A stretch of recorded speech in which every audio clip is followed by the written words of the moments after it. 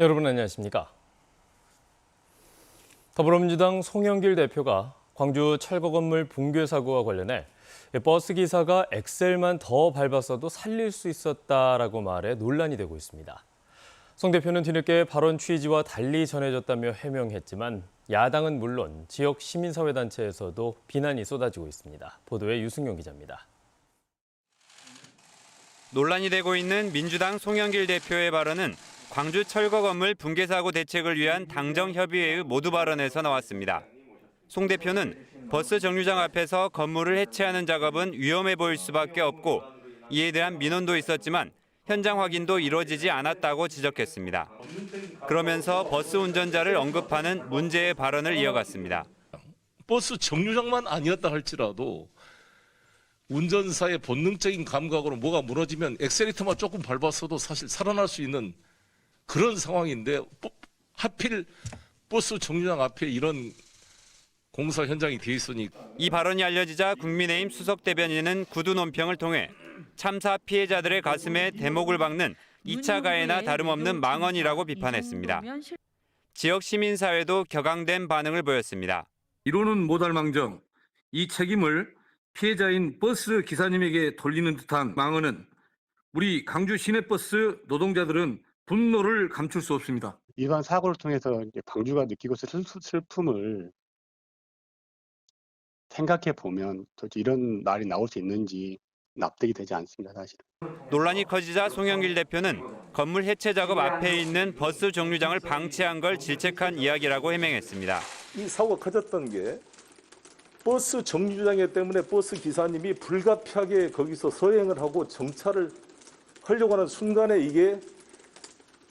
이 건물이 붕괴돼 가지고 피해가 커진 거 아니었겠느냐. 송 대표가 해명은 했지만 논란은 쉽게 가라앉지 않을 것으로 보입니다. KBS 뉴스 유승용입니다. 이번에 붕괴 사고가 난 광주광역시 동구에서는 곳곳에서 재개발 사업이 진행되고 있습니다. 광주 동구청 건축과 공무원이 건물 붕괴 사고가 난 재개발 조합 관계자들과 또 다른 재개발 구역의 다세대 주택을 이른바 쪼개기 방식으로 매입한 의혹을 받고 있습니다. 보도에 김혜린 기자입니다. 광주광역시 재개발구역의 다세대 주택입니다. 3층 규모로 한 층에 4개씩 원룸 12개가 있습니다. 원래 이 건물의 주인은 한 명이었습니다. 하지만 지난 2019년 5월 20일 다가구 주택이 다세대 주택으로 변경되면서 원룸을 각각 다른 사람이 소유할 수 있게 됐습니다. 재개발 사업이 추진될 경우 12개의 입주권을 받을 수 있게 된 겁니다. 이로부터 열흘 뒤 원룸 12개는 한꺼번에 매매됐고 이 지역은 올해 1월 재개발 정비 구역으로 지정됐습니다. 당시 원룸을 사들인 사람 중에는 이번에 붕괴 사고가 난 학동 4구역 재개발조합 관계자들과 건축과 공무원이 포함됐습니다. 지산동에다가도 원룸을 12개를 했다는 소식이 있습니다. 그래서 조합 직원도 주고 공무원도 주고 자기 형제 가족들이 전부 다들 한날 한시에 했다고. 당시 원룸을 사들인 공무원은 현 광주시 동구청 건축과에서 건축 허가 업무를 담당하는 계장 오모 씨로 조합 관계자들과 같은 날 원룸을 매입했습니다. 오 씨는 원룸을 매입할 당시 재개발 관련 업무를 담당하는 건축과에서 일했고 학동 4구역 재개발조합 총무이사에게 원룸이 있는지도 물었습니다. 오 씨가 재개발조합 관계자들과 이른바 쪼개기 투기를 했다는 의심이 제기된 이유입니다. 쪼개기 투기 방식은 입주권으로 이득을 챙길 수 있어 재개발, 재건축 부지에서 공공연하게 일어납니다. 적은 비용을 가지고 이제 조합원 아파트에 대한 입주권을 획득할 수 있는 경우가 생길 수가 있고요. 또 60제곱미터 이하의 경우에는 이제 현금 청산이 가능한 그런 형태로 보상이 되기 때문에. 이에 대해 오 씨는 당시 재개발 업무를 담당하지 않았고 이사할 집을 알아보던 중에 원룸을 매입하게 됐다고 밝혔습니다. 경찰은 해당 건물이 다가구에서 다세대로 전환하는 과정이 적법했는지 오 씨가 주택을 매입하는 과정에 문제는 없었는지에 대해 조사하고 있습니다. KBS 뉴스 김혜린입니다. 17명이 숨지거나 다친 광주 철거 건물 붕괴 사고와 관련해 철거업체 2곳의 관계자 2명이 구속됐습니다. 광주지방법원 김종근 영장전담 부장판사는 철거업체 백솔의 대표인 조모 씨와 또 다른 철거업체 한솔기업의 현장 관리자 강모 씨에 대해 도주의 우려가 있다며 구속영장을 발부했다고 밝혔습니다. 이들은 지난 9일 광주 학동의 재개발구역 건축 건물 철거공사 현장에서 안전관리를 소홀히 해 붕괴 사고를 일으킨 업무상 과실치사상 혐의를 받고 있습니다. 조금 전인 오전 5시부터 광주 지역 전 업종에 대해 사적 모임 인원 제한이 4명에서 8명으로 완화됐습니다. 광주시는 지난달 31일 이후 18일 연속 지역 감염 확진자가 한 자릿수를 유지하는 등 코로나19 감염세가 진정 국면에 들어선 만큼 인원 제한을 완화한다고 밝혔습니다. 인원 제한이 완화된 건 지난해 12월 24일 이후 177일 만입니다. 이런 가운데 어제 오후 6시를 기준으로 광주와 전남 지역에서는 6명의 코로나19 신규 확진자가 발생했습니다. 올해부터 서울 지역 학생들이 전남 지역 학교에 와서 한 학기를 보내는 이른바 농산어촌 유학 사업이 시행되고 있습니다. 반응이 좋자 학교 인근 마을이 연계해 함께 둘러보고 지방자치단체가 예산까지 지원하기로 해서 지역사회에 어떤 긍정적인 효과를 미칠지 주목됩니다. 김광상 기자의 보도입니다. 학생들이 승마 체험을 하고 있습니다. 해마다 10시간씩 배우다 보면 승마의 기초는 충분히 배울 수 있습니다. 학교 안에 지어진 골프 연습장에서 방과후 수업으로 골프도 배웁니다. 좋은 자연환경 속에서 마음껏 뛰놀며 학교에 다닐 수 있는 것은 덤입니다. 인구 감소 탓에 이곳에선 국가적 과제인 소규모 학급 편성이 이미 저절로 이루어져 있기도 합니다. 서울 같은 대도시에선 쉽지 않은 이 같은 특장점을 살린 농산어촌 유학이 시행된 지 넉 달째. 학교에 있는 학생이나 또 다른 데서 들어오는 유학생들 서로 같이 공존하면서 상생하면서 교육의 기회가 될 것 같고요. 서울에서 한 학기 전학으로 온 82명 가운데 70%에 가까운 55명이 연장 또는 졸업을 원할 정도로 반응이 좋자 주변 지역사회가 함께 나섰습니다. 9개 시군의 10개 마을이 거처도 제공하고 아이들을 돌보기로 했습니다. 귀농 기촌으로도 이어질 수도 있는 것이고 우리가 여기서 생활했던 아이들이 또 커서 또 다시 찾아올 수 있는 그런 계기가 될 수도 있을 것 같아요. 모집 공지 대상 지역이 광주로까지 확대될 이 유학마을 정책이 인구 유입과 경제 파급 효과도 있다고 보고 유학 경비를 지원하기로 한 지방자치단체도 늘고 있습니다. 이제 학생 한 명 왔을 경우 80만 원 정도가 비용이 소요될 거라고 생각 들거든요. 그래서 전라남도 교육청에서 30만 원, 서울시에서 30만 원, 그 자부담분이 20만 원인데 우리 군에서 자부담분을 지원해 준다는 말씀이죠. 오는 28일부터 다음 달 8일까지 모집하는 2학기 농산어촌 유학 지원 신청에 벌써부터 문의가 잇따르면서 지방 소멸 위기에 처해온 전남에 한 가닥 희망의 끈이 될지 주목됩니다. KBS 뉴스 김광상입니다. 전라남도는 경상남도와 함께 제28차 UN 기후변화협약 당사국 총회의 여수 유치를 추진하고 있습니다. 여수를 포함한 남해안 남중권 12개 시군이 공동 유치를 위해 노력 중이지만 다른 경쟁 도시와 차별화된 기후 전략이 시급하다는 분석이 나왔습니다. 김호 기자입니다. 10년의 염원. 국제연합 기후변화협약의 이행 방안을 논의하기 위해 매년 열리는 당사국 총회 COP. 문재인 대통령은 지난달 2023년 제28차 COP 유치 추진을 공식화했습니다.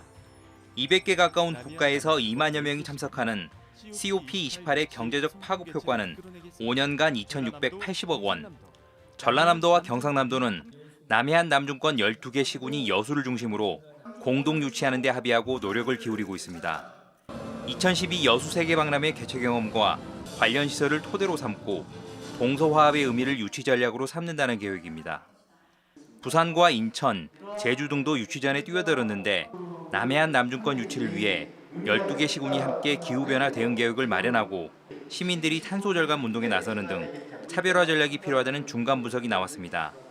기후변화 탄소 중립이라는 관점에서 국제적인 이니셔티브를 던졌다라는 또 남해안 남중권에서 개최가 된다면 정책적으로 타당한 논리들이 개발될 필요성이 있고 여수시는 국가 균형 발전 차원에서 남해안 남중권 공동 유치가 적합하다는 입장입니다. 남해안 남중권 12개 도시가 시민들로부터 시작해서 그동안 쭉 노력을 해왔고요. 국토 균형 개발 이런 면에서도 큰 효과가 있다고 봅니다. 전라남도는 오는 10월 최종 보고서를 토대로 구체적인 유치 전략을 세우고 내년 초쯤 정부에 공식 제안할 계획입니다. KBS 뉴스 김호입니다.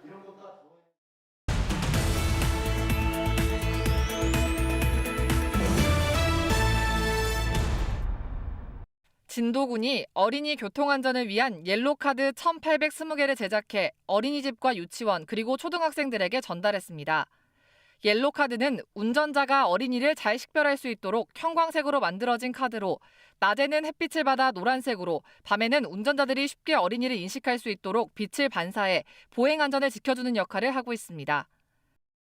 조선대학교 일자리센터가 특성화 고등학교인 광주 여자상업고등학교와 청년 취업지원 활성화를 위한 취업 연계 업무 협약식을 체결했습니다. 이에 따라 조선대 일자리센터는 취업 진로 설계를 위한 맞춤형 상담과 취업 역량 강화 프로그램 지원, 그리고 취업 진로 설계 특강 등을 지원할 예정입니다. 보성군이 어업인들의 주 소득 품종인 낙지의 자원량 증가를 위해 포란한 암컷 낙지 3,000마리를 낙지 금어기 기간에 맞춰 방류했습니다. 보성군은 지난해 실시했던 낙지 방류 사업을 통해 생산량이 전년 대비 55% 증가하는 등 자원량 증대에 효과가 검증됐다고 밝혔습니다. 영암군의 온라인 쇼핑몰이 오는 24일부터 시작되는 정부 주관 대한민국 동행 세일에 참여합니다. 영암군은 코로나19 장기화로 인한 내수 부진을 덜기 위해 실시하는 대한민국 동행 세일 기간에 기찬들 영암몰에서 농축산물 30%, 가공식품 10% 할인 행사를 진행할 예정입니다. 지금까지 단신브리핑이었습니다. 네, 어제 오후 1시 30분쯤 광주 서구 금호동의 한 오락실에서 50대 남성이 숨져 있다는 신고가 접수됐습니다. 경찰 조사 결과 이 남성은 흉기에 찔려 숨진 것으로 확인됐습니다. 경찰은 현장 목격자 등을 상대로 정확한 사건 경위를 조사하고 있습니다. 광주시가 5.18 민주화 운동에 대한 허위 사실을 담은 인터넷 게시물 12건에 대해 추가 수사 의뢰했습니다. 광주시는 이번에 수사 의뢰한 게시물이 대부분 북한 특수군이 개입했다거나 5.18을 광주 반란이나 폭동으로 주장하는 내용을 담고 있어서 지난해 국회를 통과한 5.18 특별법을 위반했다고 밝혔습니다. 이에 앞서 지난달 광주시는 5.18 민주화 운동에 대한 허위 사실을 담은 영상과 인터넷 게시물 14건을 경찰에 수사 의뢰했습니다. 이영섭 광주시장과 김용집 시의회 의장이 공동 입장문을 내고 맥쿼리 한국인프라투용자회사의 도시가스 공급업체 인수에 유감을 표명했습니다. 이 시장과 김 의장은 인수협상 과정의 투명 공개 요구에도 맥쿼리 측이 아무런 소통 없이 해양에너지 매입 결정을 발표했다며 앞으로 도시가스 요금은 물론 안전관리 규정 등을 철저히 준수하도록 관리 감독을 대폭 강화하겠다고 밝혔습니다. 한편 지역 시민사회단체들은 맥쿼리의 해양에너지 인수와 관련해 광주시가 지자체 권한을 통해 요금 인상을 저지하고 시의회는 공공재 통제 기능 강화를 위한 조례 제정을 추진하라고 촉구했습니다. 농림축산식품부가 농촌생활권 생활 활성화를 위해 추진하는 2022년 농촌협약 공모사업에 나주시와 화순군이 선정됐습니다. 이에 따라 나주와 화순에 각각 국비 300억 원이 투입되고 농촌 지역의 열악한 정주 여건을 개선함으로써 주민 삶의 질을 향상시킬 것으로 전망됩니다. 지난해 도입된 농촌협약은 정부와 지자체가 협업해 농촌 지역 생활권 활성화의 공동 목표 달성을 위해 필요한 사업을 패키지로 지원하는 제도입니다. 영암 지역의 여름 피서지인 월출산 기찬랜드와 금정 뱅뱅이골 기찬랜드가 올해도 문을 닫습니다. 영암군은 전국적으로 코로나19 전파가 계속되고 있는 만큼 주민의 건강과 안전을 위해 휴장한다고 밝혔습니다. 월출산 기찬랜드는 코로나 이전인 2019년에 개장돼 14만 명이 방문했습니다.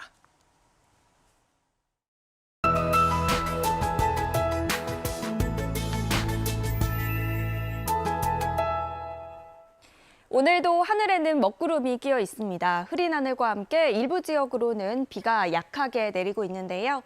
오전까지 가끔 내리겠고요. 양도 5mm 안팎으로 적겠습니다. 비는 오전에 그쳐도 볕이 구름에 가려지면서 오늘은 낮 동안에 비교적 선선하겠습니다. 광주가 25도에 머물면서 대부분 지역이 어제와 비슷하거나 기온이 더 내려가겠습니다.